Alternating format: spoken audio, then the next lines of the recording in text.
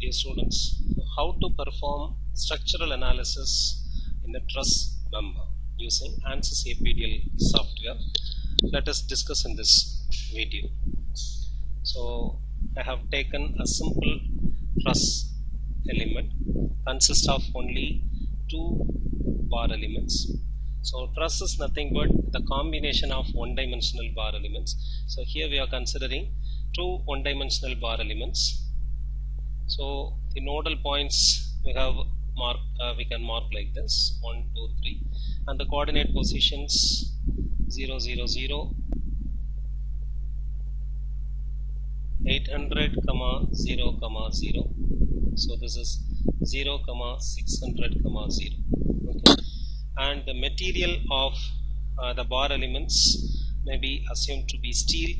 So the Young's modulus value for both the elements E1 and E2. So we can name the elements as 1 and 2 like this. So 2 into 10 power 5 Newton per mm square. And element 1 is having a rectangular cross section of size 50 cross 30.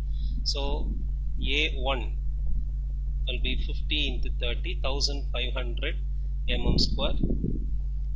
And the element A2 is having circular cross section of diameter 20 mm. So the area will be pi by 4 d square, 20 square plus 314.1593 mm square. Okay, so the step-by-step procedure to model the complete truss element in the ANSYS APDL page, and how to give the boundary conditions and loading conditions, and how to solve the problem, the step-by-step procedure in the APDL page. Let us discuss. Okay, so first it is a structural problem. Okay, then element type. So truss is a combination of bar elements, so we can select the type of element as link. Material properties, material models. So both the elements are considered to be made up of the same material, that is steel. So the Young's modulus of steel material is going to be 2 10 power 5 Newton per mm square. Sections link, but there are two different elements that are having two different cross section. So we have to define two section IDs to represent the cross sectional areas of individual elements. So section ID 1 will represent the element 1. So the cross sectional area of the element 1 we have already calculated as 1500 mm square, and section ID 2 as for element 2, which is having cross section 314.1593 mm square. Okay. Then we can model a given truss element using nodes and elements option. So nodes in active C is node 1, the coordinate position is 0, 0, 0, node 2 800, 0, 0, node 3 0, 600, 0. Okay. Then here we can model the given truss element using element attributes. Now we are going to join the nodal points 1 and 2 to create the element 1. So choose section ID 1, auto numbered through nodes, join the nodal points 1 and 2. Next, to create the element 2 by joining the nodes 2 and 3, section ID 2, auto numbered through nodes. Now select the nodal points 2 and 3 and join them.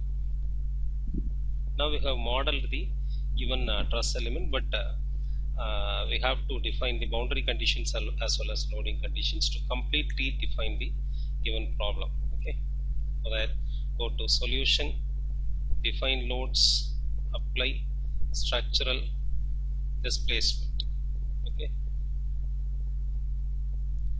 So in the figure it is understood that the nodal points 1 and 3 are pin joint, are supported with pin joints.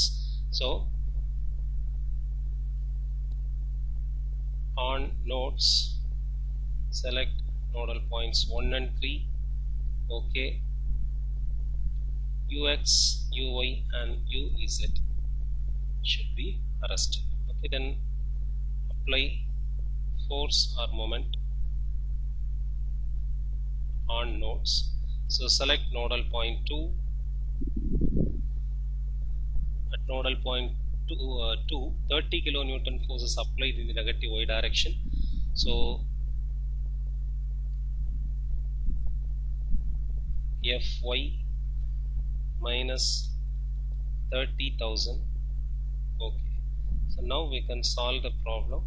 Solve current load setup. Okay. Solution is done.